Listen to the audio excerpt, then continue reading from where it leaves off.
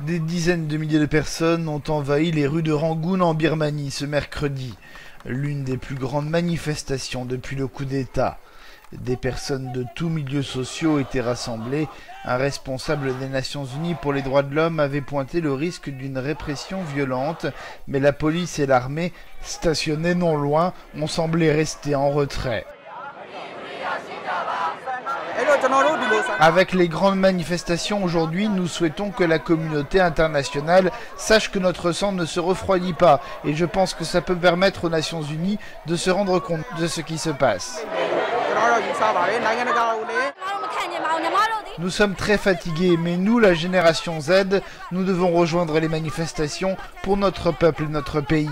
Je n'ai jamais considéré le peuple birman comme faible, vous pouvez l'entendre au son de ma voix. Sachant que ces images sont diffusées dans le monde entier, les manifestants peignent au sol, en anglais, des messages pro-démocratie. Les militaires ne cessent de durcir le ton, la peur des représailles est dans tous les esprits. La Birmanie a déjà vécu près de 50 ans sous le joug des militaires depuis son indépendance en 1948.